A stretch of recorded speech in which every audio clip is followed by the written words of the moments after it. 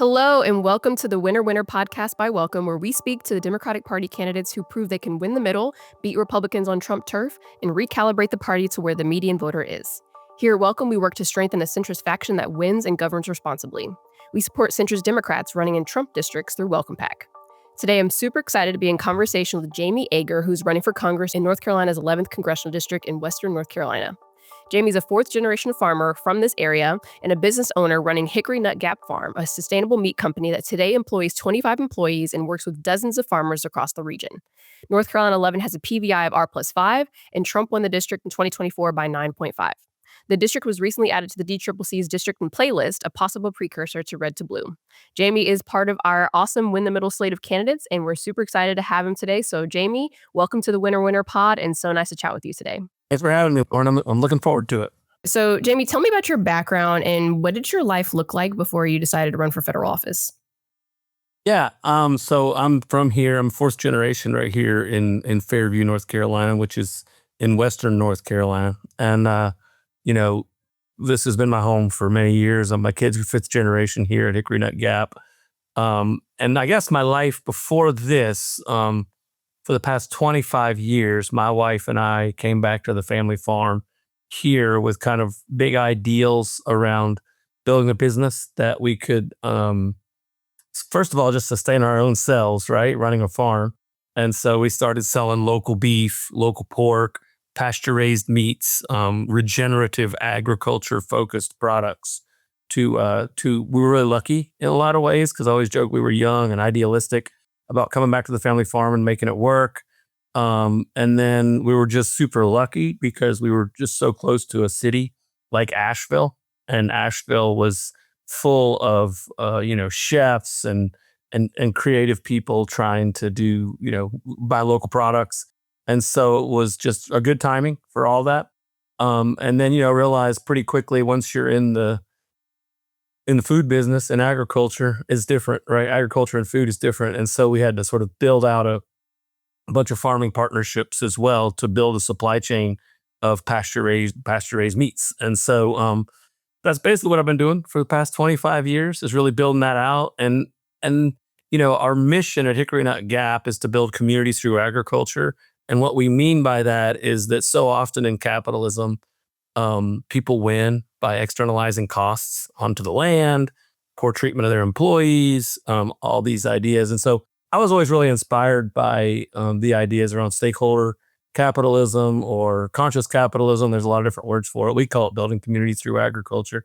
And it's just basically like, let's not do those bad habits. Let's take care of the partners that we do business with and try to optimize those folks. And from a strategic level, like that's a big ideal, right? But how do you execute that? And so to us, the way we execute that is building a great brand that people are attached to, that they care about, and they understand our values and they share our values. And so, for the past 25 years, it was kind of like me starting, doing all the farming, iterating, learning, building relationships, and then ultimately building a team of people to kind of help execute this vision. And so currently we have about 25 employees at Hickory Nut Gap, production agriculture. We have a little farm store. And then we also have a wholesale operations that basically does sales and marketing and as well as some, managing all that inventory.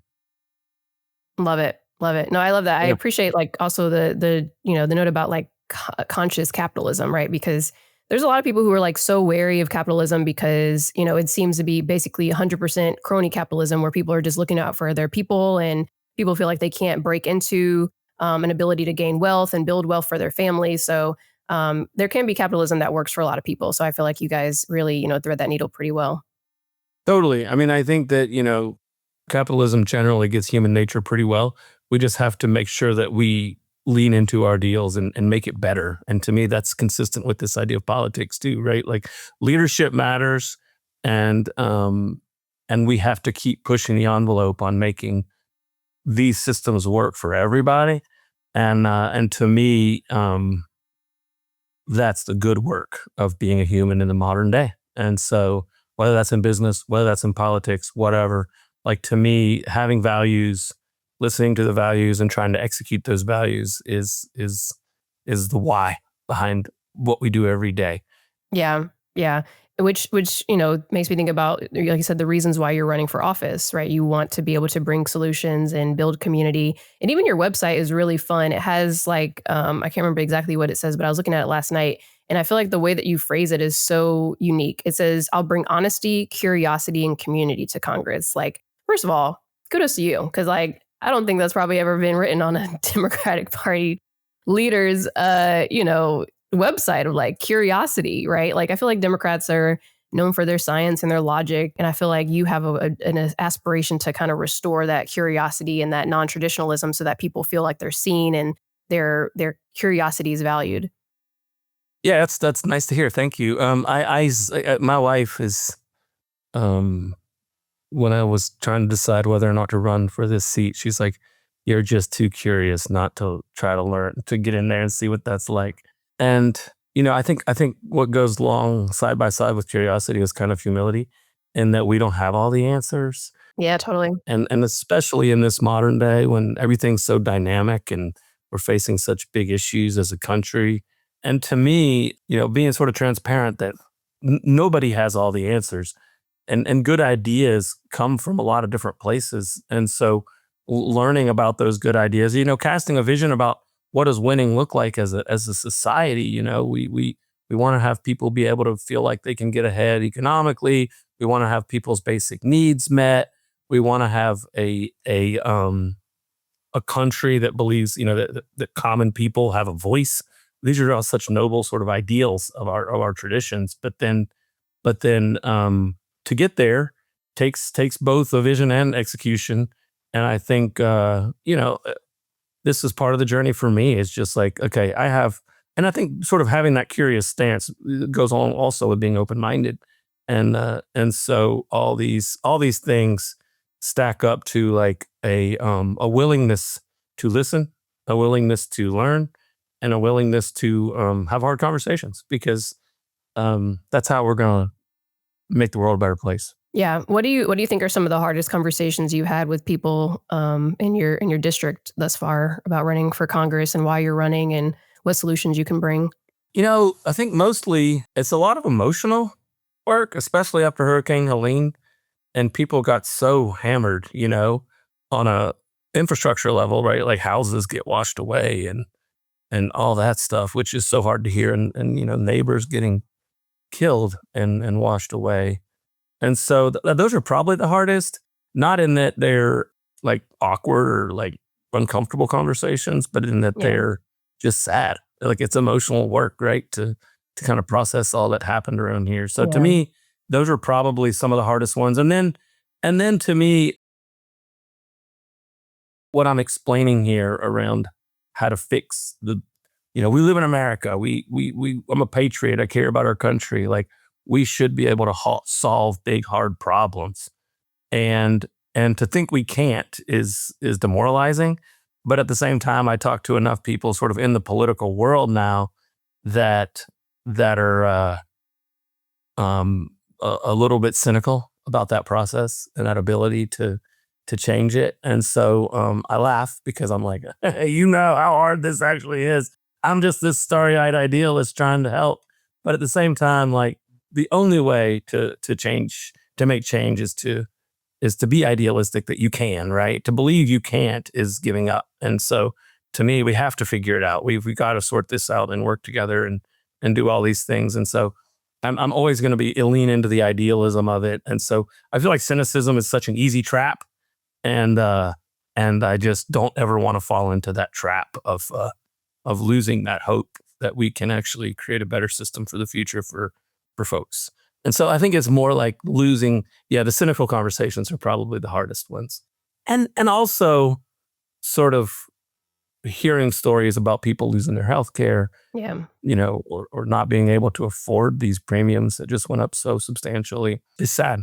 And so just being available for people, I think part of leadership is showing up for people and just listening and showing empathy for their journey and making them feel heard and all that. And then, back to the sort of how do we change things, starry-eyed idealism part of me is that I do believe that leadership matters.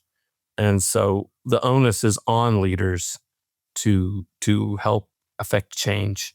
And I think that the journey I've been on so far in life puts me in a position where I can understand how important leadership is and behave and have self-awareness about how to lead better. Well, yeah, because it's like you're saying, like that cynicism also, it puts you in polarization as well, right? If you get to a place where you're like, well, look, they're all a lost cause. I'm not going to be able to change people's minds and hearts or relate to them. I'm just going to be a polarizer. And like, it's also very lazy, if we're being quite honest. Like building bridges, compromising, negotiation, like you said, having the emotional bandwidth to like really connect with people. It's like very hard, like you said, and it's not sexy. And polarization has become very sexy in some ways, and it's very disgusting to see, obviously. And obviously, we talk about depolarization all the time. Have a podcast called The Depolarizer. So not to go down my depolarizers rabbit hole, but like, I just appreciate that comment too, because like to your point, like it makes you into a person who is a polarizer, and you become part of the problem that you were once wanting to solve. Yeah, let's guard against the cynicism of it all and lean into the hard work. And I mean, one of the reasons I decided to run is like I was frustrated with the political process, and I was frustrated with both political parties. And I think we need a good, strong two-party system in this country. And, you can complain about it or you can do something about it. And when I ask myself that question, it's pretty easy to answer that question because there's only one answer, and that's I got to go do something about it, right? Like to sit back and be a cynic is unacceptable. And so in my mind, and I'm inspired by Teddy Roosevelt's quote, the man in the arena, like bloody and marred, and that's the one who's doing the work, right? Not the one who sits in the crowd and points out the flaws. Totally. Let's go get it. For real. Exactly. Talk to me more about the types of people who are in your district. Obviously, it's kind of anchored by Asheville, but who are these people, and who are you looking to represent here? I mean, Western North Carolina is 16 counties here, all over Western North Carolina, and so Asheville's the biggest city. You also have Hendersonville and Waynesville, and then a lot of small towns like Silva, Franklin, Hayesville, Murphy, Andrews, Burnsville, Spruce Pine, McDowell County's got Marion, Old Fort. And so, and Buncombe County's got a ton of little towns too. And so I feel like this district is sort of unique in that it's got kind of both the kind of like urban liberal Asheville scene as well as the more rural areas. And, it's a lot of service industry stuff. A lot of tourism is a big driver of economic opportunity here. We have our national forest. Pisgah National Forest is a huge national forest here. We have the Smokies, which is a national park. A lot of the industry in most small towns, I would say, is a lot of tourism from all those activities. But we also have, logging, agriculture's big. We have a lot of people that are, familiar with the land, a lot of hunting and fishing activity.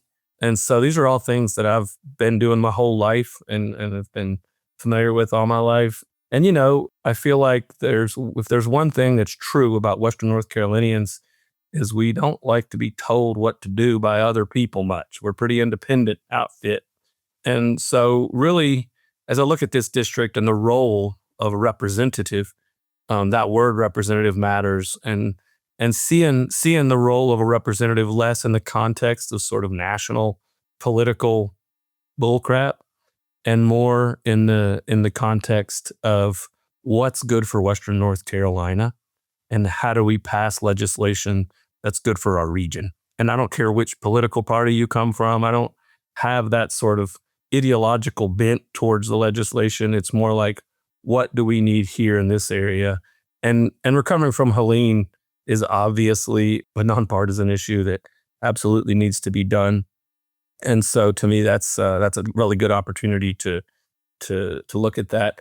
And so, yeah, I mean, I think my job right now is to go out in the district and really just learn, right? Because I've never to run for Congress, you end up with a perspective on the region that's much different than running a business and sort of head down. What do we do to run this business? Now it's a much more like what's going on in all these different parts of the region, and what can I learn, and how can I be helpful, and how can we craft good policy to really economically bolster the region as well as protect our natural resources and make sure it's working for everyday working people. Because there's a lot of folks here in Western North Carolina, and to think that we don't have an economy where people feel like they can get ahead is causes a lot of discouragement, and I think ultimately leads to a lot of cynicism. Because if you don't feel like you can get ahead, and you feel like the system and the system feels rigged against you, then that and you start looking around at our government and you recognize that it is kind of rigged against you, that can be frustrating, and then you become cynical. Yeah, totally. So speaking of policy, we had a welcome team meeting recently, and I was like, okay, I'm going to do the icebreaker. And one of the questions was, if you were able to be a state or federal legislator, what piece of policy would you introduce, right? Like, what would be the things that you would be like, look, I want to make this happen. This is special to me. What are some pieces of policy and bills that are special to you that, are really going to help the people back home? The first thing would be to figure out how to get the money flowing out of the federal government to get money where it needs to be on the ground here to recover from Hurricane Helene, because there's like 5 or 6 different specific things to get that money flowing to the region. And right now, apparently, just learned yesterday when I was over in Swannanoa talking to some folks, it's there's a ton of stuff sitting on Kristi Noem's desk that's just not coming off the desk, and that's the sort of key unlock to making it happen. So that'll be the first thing, to go over there. And I'm an entrepreneur. I've done sales a lot in life. I've been told no a lot in life when I was trying to sell something. And this is clearly a product. Like, getting ourselves recovered from Hurricane Helene should be a bipartisan issue and is a winning issue for this region. And so to me, that's just the number one activity, to go find the money, make a holler around, make some noise, get that done. And so that's number one. Number two, I think, doing some things to have wins so that people feel less cynical about our federal government. And there's some really popular things like, banning stock trading, stuff like that. That's not necessarily going to help Western North Carolina specifically, but I think it will help restore trust in the region. So that could be good. And then there's some specific legislation around like the logging industry, where, I was just learning about this the other day when I was up in Yancey County, but, making sure that it's not, more economically advantageous to ship logs out of Western North Carolina to overseas to get them processed and then brought back. And like, to me, these are just not ideal things, and it's hurting our people here in Western North Carolina. And so figuring out ways to really help specific industries, not have so much baloney out there, sort of agreements, international agreements, et cetera, that are actually hurting our local industry. That's awesome. I imagine that you'd be interested in like the ag committee. Yeah, my background is agriculture, and I think Western North Carolina is an interesting place because, we don't have a lot of flat land here as much, and so our agriculture, I would say, is a little bit more entrepreneurial, broadly speaking.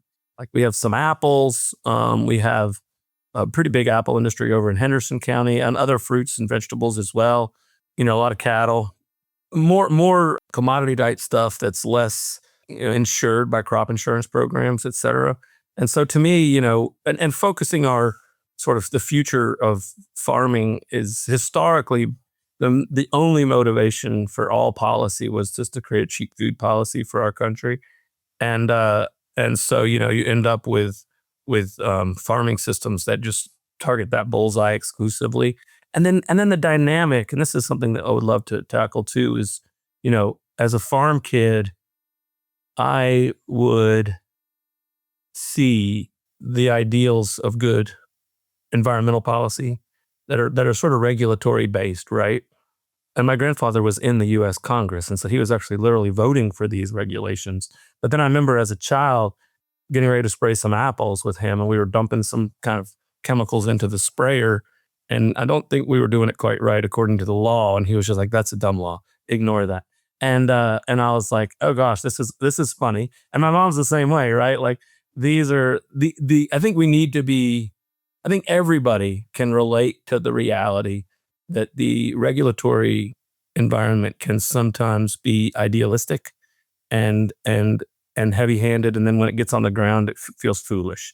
And so being humble that regulations are the solve for everything, and how to build more incentives into our systems so that people do the right thing because it's the right thing to do, and not because it's like they're following some rule that's actually not helpful for their business. And it takes a lot of extra time, and businesses are tough and farming's tough. And so to me, letting some of that be consumer driven and just sort of more transparency in all of our systems is actually good news. The internet, social media, all this stuff is like exposing so much. Everything is more exposed, right, than it ever has been, which is scary, but also kind of a good opportunity for us as leaders to show up with higher integrity, with doing the right thing, with leading, as opposed to just using the tools of government to force things that are dumb and unacceptable. So I do feel somewhat optimistic that the opportunity out of all this mistrust of government is actually good leadership, and good leadership can help build better systems for transparency. Totally. So switching gears a little bit, something that, a lot of people in political science and even some elected officials think about and talk about is, like kind of getting rid of the left-right spectrum, left-right political spectrum in favor of something else, right? And so, I think everybody describes it a little differently. They're like, it's more like, people who are college educated versus people who aren't, or people who are urban versus rural, or people who are, have wealth and who don't, right? So obviously not trying to put people in boxes. But I guess, how would you describe the more relevant / appropriate way that you think that even voters in your district are kind of polarized or just thinking about politics differently, right? Are people thinking about it from, largely a cultural position, largely a faith position, largely a regional position? Because you talk about being a mountain Democrat, or mountain Republicans for that matter. I guess how would you describe the, spectrums or grid or axes that a lot of people in your region kind of find themselves in when it comes to politics? To me, yeah, to think that we can define ourselves as sort of this binary, politics is a misunderstanding of reality, which is that humans are a complicated blend of all these things. Faith, our what motivates us to do what we do every day, and where we want to live and how we want to live our lives. And so, the founders kind of got it right in some ways by setting up this U.S. House of Representatives that really, in my mind, less focused on the party and more focused on the region and what's specific to this region, right? And so if everybody does this, then it creates kind of interesting alliances throughout our country that are complicated, and you have multiple party lines kind of crossing over all the time to pass good legislation for specific regions and for the country. And so I think that's really, to me, and as a business person, as a father, as a community member, as a basketball coach for my kids, I don't see myself in that sort of binary Democrat Republican thing. And when you look at the history of the two parties, to win, you've got to have a lot of people within it with lots of different ideas, a lot of diverse ideas. And so to think that we define ourselves by this kind of national definition for whatever it is just unhelpful to understand reality. And so to me, that's the opportunity, is just really focusing on what's going on right here in these regions and letting that sort of help guide our decision making. This, as far as policy goes, as far as how we think about our districts, how we communicate about it, and how we show up for the people in the district. I love that. And I know we're in 2026, but thinking ahead a little bit, we have another presidential election cycle upon us in 2 years, which seems crazy because I feel like we just finished the other one. Which is fine. But how does your candidacy contribute to a vision of the Democratic Party that can win a presidential election and restore trust among voters and provide the solutions and ideas that are really going to meet people's needs? I think that, the urban focus of the party for the past 5 years has been discouraging to watch for me, just because I feel like those values are just not really I've got 3 kids. I'm a family guy. I live out here in the country. I don't want to have to adopt all these urban focused things. And really, my hope is that as a party, we're focused on making the world a better place and less on sort of pointing fingers about how everybody's screwed up and all the things everybody's done wrong. And ultimately, what good leadership is casting a vision for a better future and what that actually looks like, and having some ability to go execute that vision. And so to me, that's called winning, because that's called creating hope for people. And creating hope for people is the job of what a leader does. And so as a party, I don't think that was probably lacking in the past several cycles around like, what does the future look like and how do we take it there? And so I hope that I can help with that vision. You will. You do. You are. Yeah. Your human authenticity is obviously already helping. So Good. thank you for doing that. Yeah. I love it. Wanted to get in just a little bit to your Republican incumbent, Chuck Edwards. Who is he and why is he not meeting the moment, not meeting the needs of the people in your district? You talked a lot about the hurricane. I don't think many people probably have an understanding of, what the region is still feeling in terms of effects from the hurricane. Yeah, I mean, Hurricane Helene hit us September 27th, 2024. The sort of big picture infrastructure costs of that hurricane are around $60 billion here in Western North Carolina. It's a massive amount of money. And the ability to, show up for the community. And he did one day. He said, hey, we're going to get all the money. We're going to make this place whole again. Over in Swannanoa, he showed up one time and made a big pronouncement that we're going to make this better. But the reality is that they're like less than 15% of the total amount of that 60 billion has been gotten. And there's so many communities with folks still living in campers, in tents, with neighbors. There's so many examples of money, projects being ready to go that don't have funding to do it. There's still multiple towns, Marshall, Swannanoa without a post office. There's questions like what's going on with grocery stores reopening. People just don't know what's going on. They don't feel like they can ask questions about what's going on. And to me, that's absolutely a failure of leadership on Chuck Edwards' part. And I think the part of good leadership in a natural disaster where there's a lot of human death, right? We lost friends and neighbors here. And part of good leadership is showing up for people in those moments of grieving, right? We've been through a lot. And to me, he's sort of failed us on all those accounts. And really, he stated it like, I represent the people that voted for me, not the people that didn't vote for me.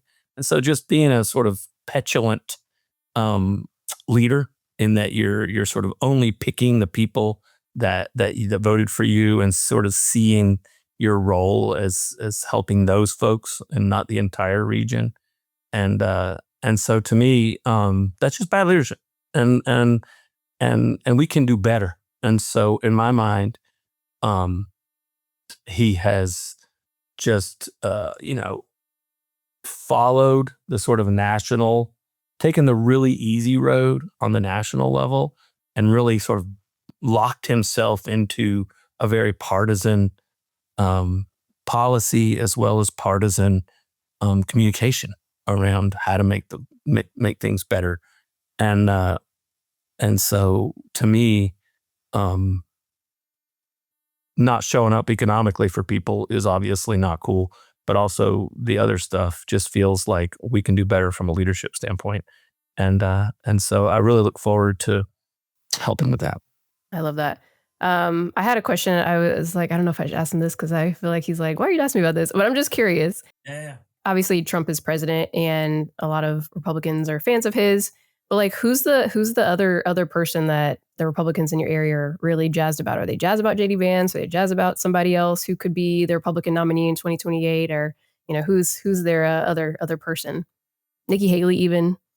I don't know. I haven't really heard a lot of people I mean, Trump definitely kind of is a force of nature in politics that we just haven't seen before, and so his ability to kind of, I mean, I think it's interesting that there's so many examples where the party is no longer consistent with what the party was, and so I think that you know basic things like taking down the debt, right? Like it sort of seems like both political parties have been very irresponsible in that context.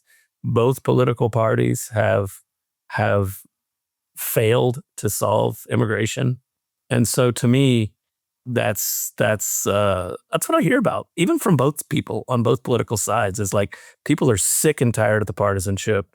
They're sick and tired of people not solving any real problems for everyday people.